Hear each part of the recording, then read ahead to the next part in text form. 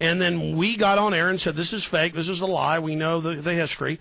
And people did an investigation. It turned out it was all lies, and he was kicked out and lost his tenure.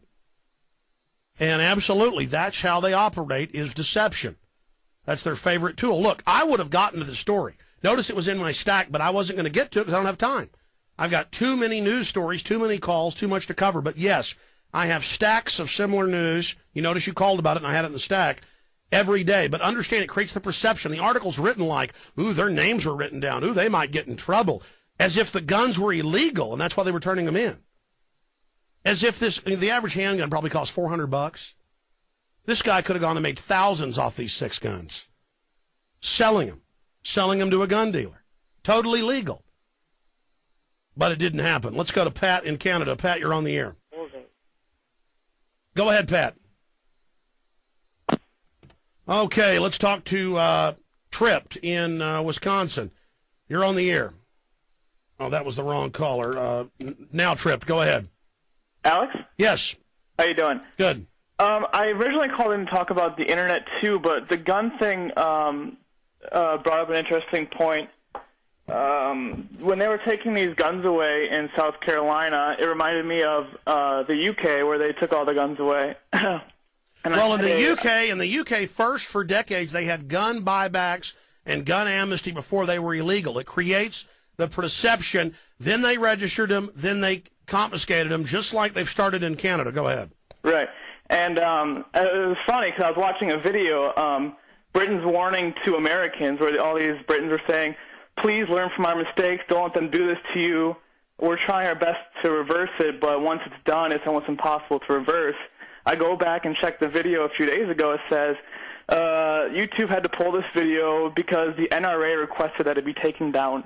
I just thought that was pretty funny. That's right. The NRA is a pro-gun control group, and more and more of that's coming out. They pushed the 68 Gun Control Act and got it passed.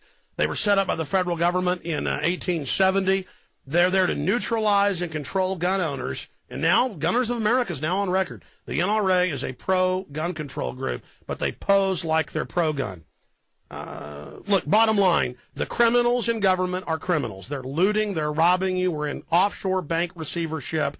One of the first things the IMF and World Bank do when they take over a third world nation is order them to confiscate the guns if they want more loans. That's what's happening here in the United States. It's happening. They've introduced bills to ban all semi-automatic rifles, all semi-automatic handguns. It's introduced. It's happening. Let's go ahead and talk to Bill in Pennsylvania. Bill, you're on the air. How you doing, Alex? You're a great American. Hey, I wanted to tell you 2 things. I've been changing a lot of people's minds about 9/11 just by showing them now the articles about NIST and Building Number 7 versus the Beijing hotel that burned. And if you've been watching CNN, they've been showing really, really close pictures of the ground of the plane that fell in Buffalo, and you can see the tail section. The NTSB guy came out and said that we found the engines, the wings, and everything, and they showed it when it was on fire and how it all flamed up.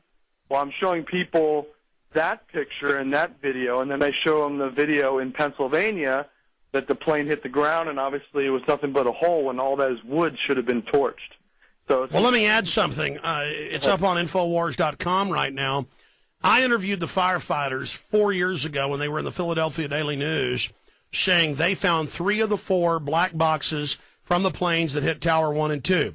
The FBI grabbed the boxes, declared national security. That was in the news. Now several federal agencies have come out and said, yes, we found the boxes, and we don't know why the FBI won't release them. That was mainstream news on Friday. Steve Watson did a story about it. Paul Watson did a story about it at prisonplanet.com. So the point is, it is an inside job, folks. Most definitely, Alex. And I tell you right now, you have one of the greatest shows, and you have the greatest listening group out there, and I think it's time that we organize and march to Washington and sit on their porch and say, hey, it's time for answers. Thanks a lot. Hey, I appreciate your call. Well, the American people can't march. Their savior, Obama's here. He's going to save us from everything Bush did. Meanwhile, I've never seen this many lobbyists put into power. He swore, he pledged, no lobbyist or no one that's given me donations in power positions. And I'm making the Obama deception film right now, and I had too many examples I only give like 10. Every major cabinet position, not just lobbyists, top Raytheon, top Goldman Sachs.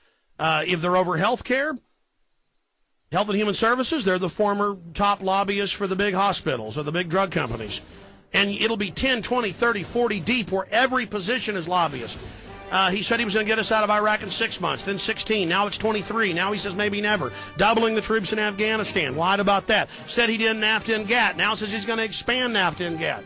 I mean, the lies go on and on and on and on. But he smiles nice. He tells you he loves you. Oh, my goodness.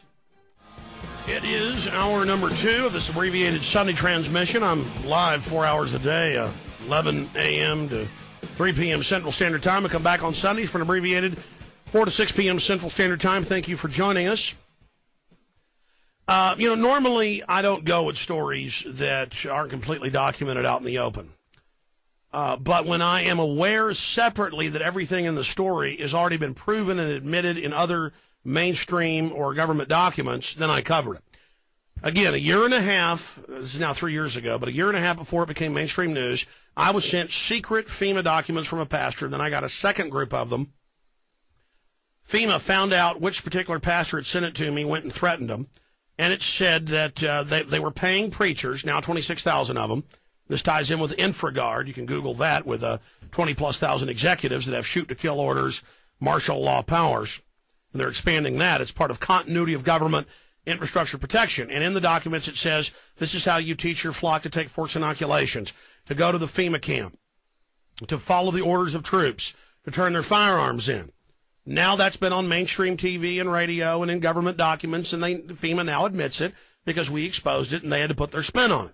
But it's now mainstream news. And it's mainstream news. They're going to are putting 20,000 regular Army troops to patrol American streets, and they're going to use Marines, and that's now in the news that they're suddenly at DUI checkpoints and car wrecks for PR. They're unveiling it under PR. You're not against getting people out of wrecked cars, are you, on the highway? The Marines are here to help. You're not for drunk drivers, are you? Now, I remember a Rocky Mountain news story out of Colorado in 2002 with the headline, Governor Prepares Mass Graves Incinerators for Bioweapons Release.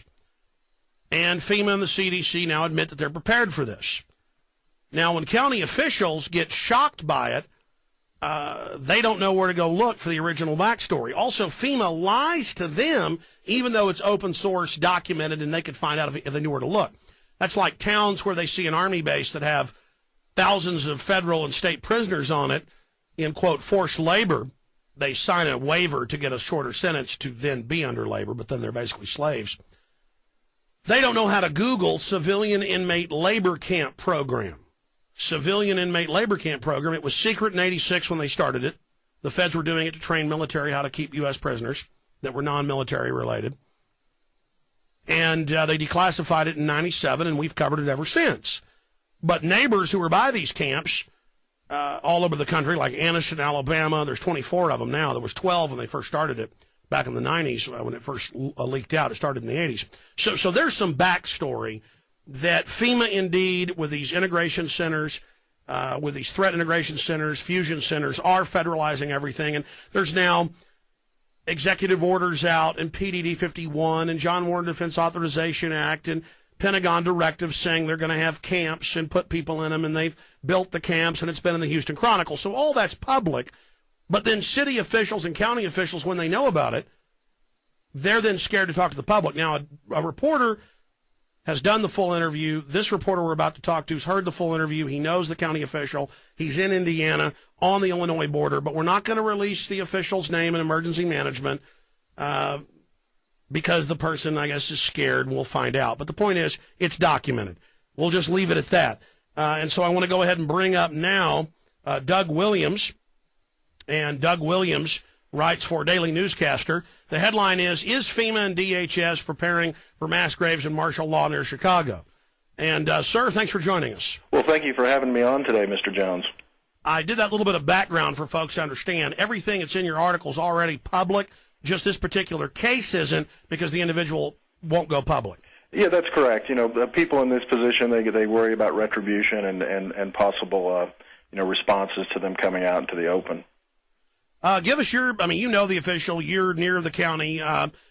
give us any your concerns, why you wrote the story. Well, I'm concerned for a couple reasons. One, I've been following the martial law story for quite a while. I've been doing the research on it. I've looked into NSPD 51, into the other documents they have, setting up FEMA camps, setting up the legalities to make it possible for the federal government to co-opt local county officials to execute national plans and programs. And one of those programs is, setting up a police apparatus for controlling the population.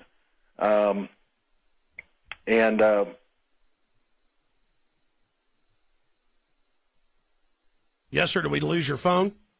I'm back. There was a hiccup right there. I understand. This is an important issue. These are real issues. These are things that are happening right now. And when someone's willing to come out and speak about their experiences with DHS